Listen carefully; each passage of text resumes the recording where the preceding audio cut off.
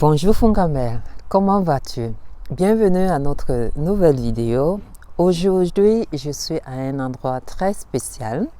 Oui, je suis au cimetière parce que je vais parler d'une thématique qui est très importante pour chacun de nous.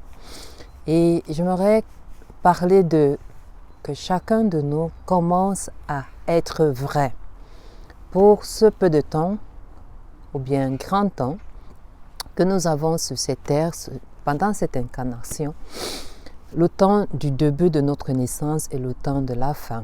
Donc, le cimetière ici pour moi est un super rappel de savoir que nous sommes juste là pour un court temps.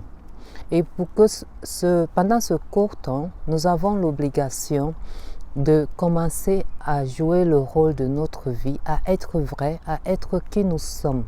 C'est pour ça aussi dans Fungamel, nous faisons tout ce travail et plus particulièrement aussi pour la communauté de Facebook où nous avons de jeunes, la plupart de 18 à 34 ans, la grande moyenne, ce qui nous honore énormément et en même temps nous donne cette possibilité ou bien cette responsabilité d'encadrer ou de parler ou de donner une autre dimension ou ajouter une autre dimension, apporter notre goutte d'eau dans l'être humain, comment être un meilleur être humain.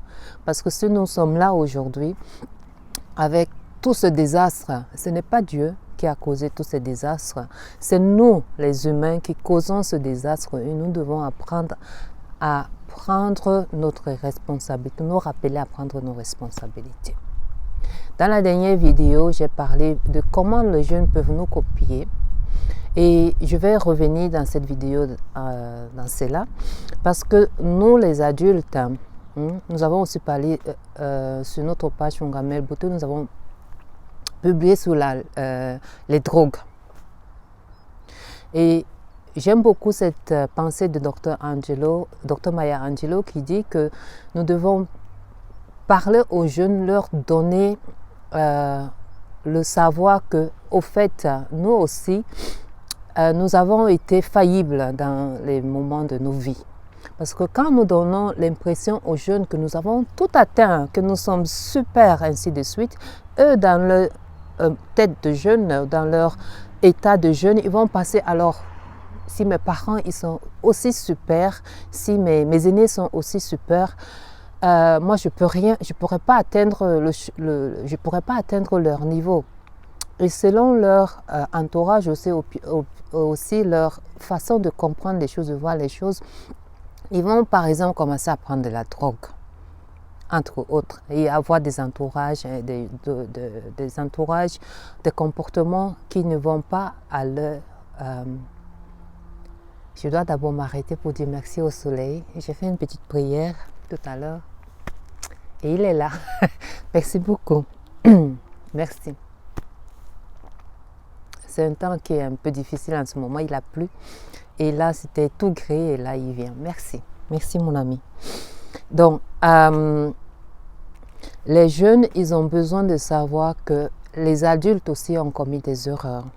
Les adultes aussi sont passés par des moments difficiles, mais ce qui leur fait être encore là où ils sont, c'est justement parce qu'ils ont trouvé des solutions ou bien ils ont fait de leur mieux. Mais quand nous nous présentons, nous les adultes, envers les enfants, envers nos enfants, envers les plus jeunes, comme des superwomen, super, ainsi de suite, c'est pas toujours, n'est-ce pas, très encourageant pour les jeunes. D'autres jeunes peuvent dire « Ah oui, si mon père a fait ça, moi aussi je peux faire, je vais y arriver. » D'autres jeunes, ils vont se dire « Je ne pourrais pas y arriver tellement mes parents sont super. » Mais quand nous leur montrons notre vraie image, nous leur disons, nous leur rappelons que nous aussi nous sommes passés par des moments très difficiles dans notre vie, mais c'est grâce à notre résilience, entre autres, aux personnes qui nous ont aidés, et aussi parce que nous avions la volonté, nous avions un but, ainsi de suite. Eux aussi, ils vont avoir le courage de ne pas succomber à la consommation de la drogue, par exemple, à ne pas se décourager, ils vont avoir une autre mentalité. Et nous rappelons que, comme le docteur Joe Dispenza le dit très bien, notre façon de penser, notre façon de ressentir forme notre état d'être. Donc, quand ils voient que nous sommes vrais, eux aussi, ils suivent plus facilement notre chemin. Eux aussi, ils vont se dire, bon, si elle est passée par là, si mais ma mère est passée par là, malgré toutes ces difficultés, elle a quand même réussi, bah, moi aussi je vais réussir. Mais si la maman ou bien le papa lui dit « Ah, moi j'ai toujours été le premier de ma classe, j'ai jamais eu de chèque dans ma vie, ainsi de suite », le jeune va plutôt penser « Ah, mais si mes parents n'ont jamais eu de chèque dans leur vie, et avec les difficultés que moi je rencontre, les situations difficiles, parce que de génération en génération, c'est différent. Qu'est-ce que moi je peux faire? Je ne peux rien faire. Donc ça veut dire que moi je suis un nul, je ne peux pas. Alors qu'est-ce qui se passe? Ils ouvrent les possibilités à l'échec, entre autres. Et dans cette vidéo, je vais plutôt aussi essayer, je vais revenir plus sur la consommation de la drogue. Je vais revenir en parlant de la drogue, en parlant de mon exemple, aussi aux jeunes, parce que j'en ai parlé dans l'un de mes directs. On parle de l'Afrique en 2050. Mais l'Afrique en 2050, ce sera quoi? Que l'Afrique en 2050 aura plus de jeunes que tous les autres continents. Mais ces jeunes-là, comment est-ce que nous aimerions les rencontrer? Parce que, qu'on le veuille ou pas, la drogue est en train de prendre place dans la vie de nos jeunes en Afrique. Quand moi je grandissais, il y avait même, dans les écoles, il n'y en avait pas. J'ai fait une partie de mes études au Cameroun, avant d'arriver ici en Suisse. Je n'entendais même, je ne savais même pas ce que c'était la drogue. Jamais on en a entendu parler. Mais aujourd'hui, c'est monnaie courante parce que ça circule dans les salles de classe, ça se vend de gauche à droite. Et est-ce que nous, les Africains, est-ce que les États africains sont prêts à accueillir ou bien à soutenir ou bien à encadrer les jeunes dans ce domaine-là? Je ne sais pas encore. Mais je crois que la prévention et en parler vaut mieux que, comme on dit souvent, la maladie, plus tard. Parce que quand on observe, dans presque chaque famille, il y a un jeune qui se drogue, il y a un enfant qui est confronté à la drogue, il y a un enfant qui est perdu et après on le rejette parce qu'on ne sait pas comment l'aider. On se focalise plutôt sur les autres enfants qui ne prennent pas la drogue, alors que chaque être humain a le droit d'avoir une place, au moins dans une famille. Donc, moi, je vais un peu parler de la drogue, de la situation par laquelle je suis passée. Et c'était, j'étais déjà jeune adulte, et c'était avec le copain à l'époque. Je finissais ma formation commerciale. Ici en Suisse, c'est une formation qui est très très importante. Et Dieu merci, grâce à cette formation que j'ai pu suivre et terminer, c'est une formation ici en Suisse commerciale qui ouvre toutes les portes au fait. Dès qu'on l'a, on peut être d'un jeune simple employé jusqu'au CEO. Parce qu'on peut se développer, on peut se former, mais à la base, on a besoin de cette formation. On peut parler de ça de l'université. D'autres même faisaient le baccalauréat, mais après, ils faisaient encore cette formation, justement parce que c'est comme, c'est une porte qui ouvre des milliers d'autres portes ici en Suisse. Donc, moi, je faisais cette formation à l'époque et j'avais mon copain, on était ensemble, on s'aimait bien. Et lui, il fumait. Il fumait du cannabis. Et moi aussi, quand je l'ai connu, bon, je ne commençais pas, ça ne m'intéressait pas, mais au fil du temps, J'ai commencé aussi à consommer. J'étais à la dernière année de ma formation. Dieu merci, à la dernière année. Mais quelques temps après, je me suis sentie comme... C'était pas pour moi, quoi. C'était quelques mois après. Juste quelques mois après. Et au fait, je devenais schizophrène. Donc, quand je marchais en route, j'avais l'impression que les gens me suivaient. De un, et de deux, même dans le bus, quand ils ne m'amenaient pas faire la formation, ou bien je faisais après un stage, quand ils ne m'amenaient pas là où je devais faire le stage et que je devais prendre les bus, d'abord je commençais à avoir peur de prendre les transports publics, donc ils devaient tout le temps m'accompagner. Et ensuite, quand ils ne m'accompagnaient pas et que je me trouvais dans les transports publics, que quelqu'un s'asseyait à côté de moi, j'avais l'impression que la personne voulait me faire du mal.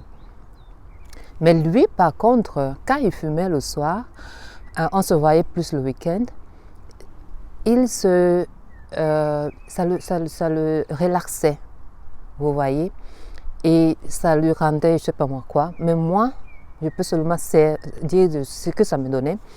Quand je fumais, comme j'ai dit, on se rencontrait plus le week-end, quand moi je fumais, j'avais l'impression de mourir, si je ne bougeais pas, je ne faisais pas quelque chose. C'était comme si je mourais. Donc il me fallait toujours faire quelque chose, c'est-à-dire par exemple manger. J'étais tout le temps en train de manger après avoir fumé 2 ou 3. Je ne fumais jamais un entier, je prenais seulement quelques. Et je devais tout le temps manger, ou bien faire quelque chose. Soit faire l'amour avec lui tout le temps, ou bien je devais toujours être en train de bouger. Et ça, c'était ça après moi. Et le comble, c'était que je disais des choses sans vraiment le penser. De un. Et de l'autre, dans mon être, ça commençait à me donner des pertes de mémoire. Tu vois, donc je me souvenais plus de choses et j'avais beaucoup, ça me demandait plus d'efforts à retenir les leçons, à faire quelque chose. Ça me ralentissait au fait. Et non seulement ça me ralentissait, justement j'avais des pertes de mémoire et j'étais très jeune. Et après, la raison pour laquelle j'ai décidé d'arrêter, non seulement parce que j'ai remarqué que je suis schizophrène, mais parce qu'on avait eu à la société où je faisais le stage, une grande société, on avait eu un événement des employés et j'ai dit un mot que je ne voulais pas dire.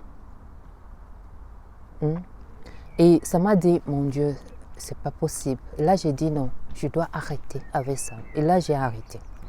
Mais ça m'a pris beaucoup de temps de retrouver mes sens, de retrouver mon cerveau comme il était, ainsi de suite.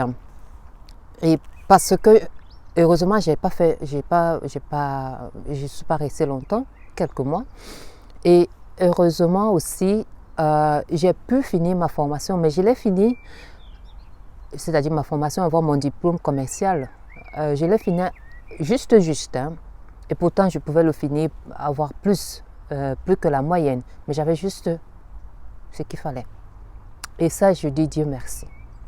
Donc, surtout à vous les jeunes, je vous raconte ça parce que le plus tôt vous commencez à goûter à cela, à la drogue, le plus tôt ça peut avoir des dommages dans votre cerveau, dans votre corps.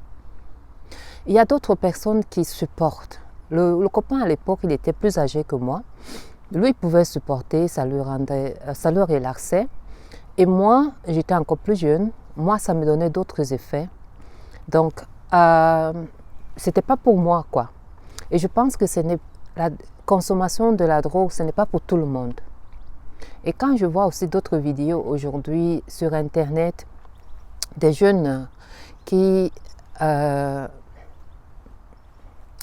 prennent de la drogue, qui ont toujours une bouteille à la main, ça me fait très mal parce que je sais ce que ça leur fait. Et quand on prend de la drogue, justement, on peut le prendre pour le fun, mais on le prend souvent. Moi, je le prenais parce que c'était un peu trop aussi avec la famille, ainsi de suite. On le prend pour fuir les problèmes. Mais malheureusement, les problèmes, quand ces effets finissent, ces problèmes sont encore un peu plus pires parce qu'on ne sait pas comment les gérer. On ne sait pas comment, on n'a même plus la résilience, ainsi de suite. Ce qui fait que la prochaine étape, c'est qu'on va encore vouloir encore soit boire, soit encore fumer, ainsi de suite. Et après, on devient dépendant, ainsi de suite, et jusqu'à perdre le contrôle de soi-même, où on voit souvent des jeunes ou bien des personnes perdre le contrôle de leur vie parce que, à cause sous l'emprise de la drogue. Donc, nous les adultes, nous devons apprendre à être vrais envers les jeunes. Nous devons apprendre aussi à prendre nos responsabilités en leur encadrant autrement. Et pour être vrai, nous devons apprendre à être vrai. C'est le but aussi de cette vidéo, parce que nous avons pris l'habitude de vivre la vie des autres. Nous vivons la vie des personnes qui veulent, déjà étant jeunes, de nos parents. Nous faisons ce qu'ils veulent. Et après, quand on grandit, on fait ce que les autres font. Et ensuite, même dans les relations, on fait ce que le mari ou le copain veut de nous, ainsi de suite. Mais on fait tout pour le reste du monde, sauf pour nous, en fait. Et là, on a des masques, j'ai souvent parlé du sabotage, et puis des masques que nous portons. Et à la fin, on ne sait même plus qui on est.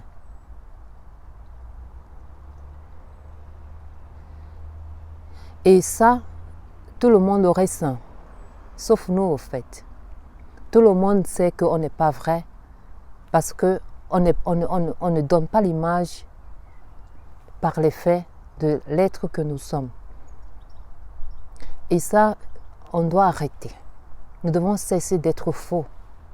Nous devons cesser de faire semblant. Quand ça ne va pas, il faut dire que ça ne va pas. Quand ça va, il faut dire que ça va. En revenant sur cette formation commerciale, Dieu merci, ici en Suisse, jusqu'à présent, j'ai jamais eu de problème de chercher d'emploi. Jamais on m'a dit on ne va pas vous recruter à cause de votre couleur de peau, ou ainsi de suite. Jamais. Au contraire, la couleur de ma peau a toujours été un plus. Parce que à chaque fois que j'allais me présenter, c'était d'abord le rayonnement, le sunshine, comme on dit, le rayon de soleil. Et ensuite, regarder mes parcours. Qu'est-ce que j'ai fait depuis que j'ai fini ma formation? J'ai toujours travaillé, toujours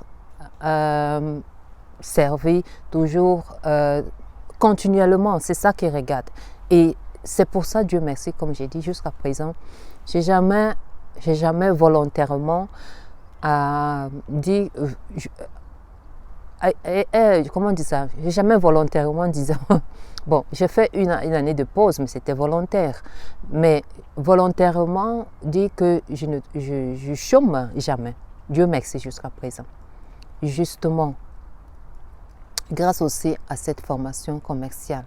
Aussi parce que j'ai dit après non à la drogue. Donc nous devons commencer à être vrais en disant que ça ne me convient pas. Dans une relation, ça ne me convient pas, c'est pas ta vie. Dis non. Non. Si avec ton cœur, avec tous tes sens, tes valeurs, si ça ne correspond pas, tu dis non. Même si on t'offre les millions d'argent et que tu sais que demain ou après-demain, ça peut avoir un risque à ta vie, ou bien un risque, ou bien, oui, peut avoir une ampleur à ton être demain ou même celui de tes enfants, il faut réfléchir. La vie, ça se planifie. La vie a les conséquences, les causes et effets. Ce que je fais aujourd'hui aura sûrement un effet demain ou après-demain sur ma vie ou bien sûrement sur la vie des autres. Nous devons être vrais, nous devons commencer à être authentiques, apprendre quelles sont les valeurs pour moi, quels sont mes échecs. Si je suis là aujourd'hui parce que j'ai eu des échecs, mais aussi parce que j'ai eu beaucoup de chance. J'ai eu d'abord la chance encore d'être en vie. C'est pour ça que je suis encore là dans ce cimetière qui a bien voulu m'accueillir. C'est notre chemin à tous. Nous sommes encore là aujourd'hui parce que nous avons encore quelque chose à offrir. Beaucoup de personnes partent, c'est-à-dire meurent, sont dans les cimetières parce que, paix à leurs âmes, parce que ils n'ont pas, je veux dire, ceux qui sont là, ils meurent avec leur potentiel. Et parfois aussi parce qu'ils n'ont pas dit non à certaines choses, parce qu'ils ont des regrets après. Mais nous qui sommes là encore aujourd'hui, il y a une belle âme qui disait beaucoup meurent avec leur potentiel. Dans l'autre vidéo, j'ai parlé des talents, d'utiliser nos talents. Chacun de nous a un talent et chacun de nous a la responsabilité d'en faire bon usage. Nous devons cesser de nous victimiser tout le temps. C'est l'autre, le marabout de l'autre, l'autre a fait ceci, ainsi de suite, la sorcellerie là-bas. Je parle maintenant de l'Afrique, il y a la sorcellerie partout. Partout. Nous devons cesser de nous victimiser. Et c'est ça que nous demandons aussi aux jeunes. Quand nous parlons de sorcellerie, nous parlons de ceci, parce que nous sommes incapables de planifier notre vie, nous sommes incapables d'affronter la vie, nous sommes incapables de prendre nos responsabilités, ainsi de suite. Nous donnons toujours la faute aux autres. Et la même chose font les jeunes après. Ou alors, ils décident de prendre un autre chemin, qui n'est pas le leur. Cessons d'être faux. Cessons de faire des choses qui ne nous conviennent pas. Nous sommes seulement là pour une courte durée de temps. Chacun de nous a un début et une fin. Si une personne t'a volé de l'argent, tu as le choix de soit courir après la personne et y dépenser ton énergie, ou alors te dire tu vas te focaliser à un autre côté, remettre tout cela à Dieu, comme on dit, ou bien à l'univers, ou bien aux avocats, et toi tu te focalises à une autre chose. Chaque personne, la vie est toujours faite d'un choix. Le début c'est la naissance, la fin c'est la mort, et au milieu c'est les choix que nous faisons et que nous ignorons tout le temps. Si tu trouves que tu es la tisa d'une personne, pendant que tu es jeune, c'est ta vie, c'est ton corps, assume-le, mais pense à demain que tu ne seras plus jeune, tu ne seras plus toujours, comme on dit, nous sommes tous beaux, mais la jeunesse avait la beauté, ou bien, la beauté qu'elle amène. Pense que demain, sûrement tu n'auras plus la même énergie, tu commences déjà à planifier autrement ta vie.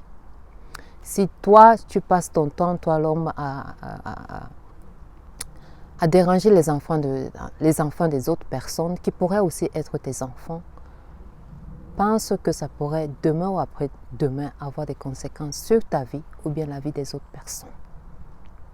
Nous devons commencer à prendre nos responsabilités. Et c'est juste en prenant nos responsabilités, en sachant que nous aussi nous commettons des erreurs, que nous pouvons être vrais envers nous, envers nos enfants, et seulement là nous pouvons changer le cours de nos vies pour une direction meilleure, pour la direction pour laquelle chacun de nous, avant d'incarner avec la bénédiction de Dieu, de son Allah, ainsi de suite, avait dit oui. Chacun est ici pour un but et chacun de nous a le droit de se ressaisir, de se recadrer et de redire à chaque moment, à chaque lever du soleil, à chaque fois qu'on se lève le matin, de dire merci. C'est aujourd'hui une nouvelle chance pour moi d'être meilleur qu'hier. Et ça, on peut seulement le faire en étant honnête envers soi-même, en reconnaissant ses valeurs, en sachant où est-ce qu'on veut aller, en sachant pourquoi on est là, ou bien en essayant de se rappeler pourquoi on est là, ou bien au moins en se disant je fais de mon mieux chaque jour, pour moi et pour les générations futures. Rendez-vous à 2050. Merci. Bye. Merci encore.